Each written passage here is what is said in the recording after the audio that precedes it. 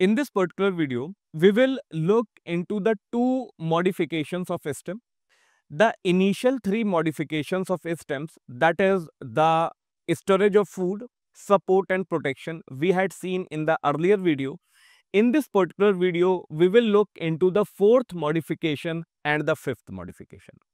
The fourth modification is the photosynthesis and the fifth modification is spread and vegetative propagation.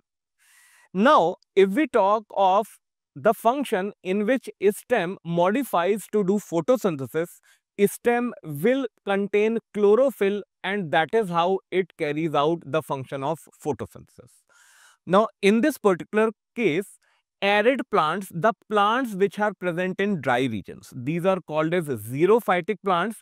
These modify their stems to perform this function of photosynthesis. There will be two cases in it. In the first case, stems will form flattened structures, and in the second case, stems will form fleshy cylindrical structures. The example of flattened structure is Opentia, and the example of fleshy cylindrical structures is the Euphorbia. Coming to the fifth and last modification of root, coming to the last and fifth function of modification of stem, it is spread and vegetative propagation. Now, in this particular case, there will be four types. The first will be called as runner. The second will be called as stolons. The third will be called as offsets. And the fourth will be called as suckers. So, there are slight differences between these four types. Now, if we talk of the first type, that is runner, in this case, stem will grow horizontally below the soil surface, and that is how below the soil surface it will grow and spread this particular plant. Common examples are grasses, strawberry and the oxalis. We can see in this particular case that oxalis is shown and roots are running laterally and these will be present below the soil surface. Moving to the second example, that is the stolons.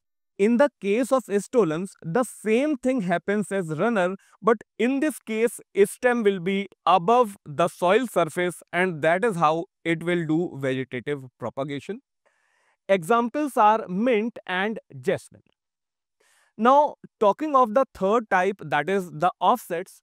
Now, these offsets will be similar to runners, but in these cases, internodes will be thicker and shorter, and this is a characteristic of many aquatic plants. Example is Pistia and Acordia. Moving to the fourth type, that is the suckers. In the case of suckers, if this is the soil, then in this lateral branches will grow from the main stem.